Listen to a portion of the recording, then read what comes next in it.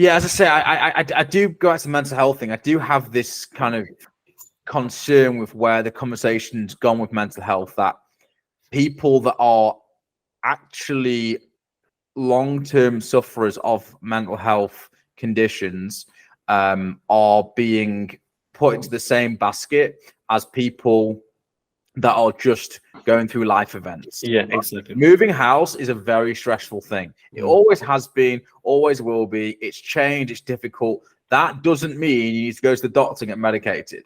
And I think almost partners are pushing other partners, I've seen this, to go and see somebody because they're seeing all this stuff on social media who are not qualified to give this advice. And yet, for some reason, we seem to believe that anyone can talk about mental health that has had no experience.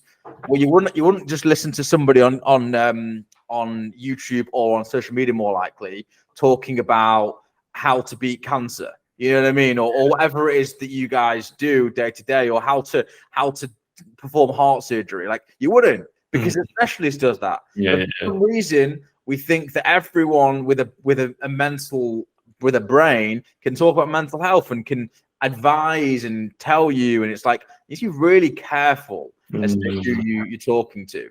I mean, even within the mental health world, I think it's really terrible that psychiatrists aren't specialized normally. You know, it's not like, I say this again, I said this to people, why on earth I wouldn't go to a GP to perform heart surgery? So why am I going to a general psychiatrist to tell me about bipolar when you just have a general understanding 30 years ago? Yeah, exactly. And 100%, I agree with you. And that's something I've talked about quite a lot, actually, in specialist psychiatry, because more psychiatrists are trained in two things: core psychiatry and general adult psychiatry.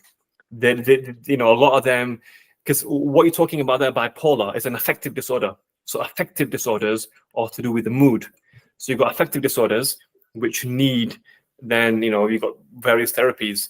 But then you've got the personality disorders, you've got the psychotic disorders, you've got so many disorders. And it's specialization at the moment because of the way the NHS is. They're much better in America, by the way. They specialize very early, specialize at 29, 30, they specialize.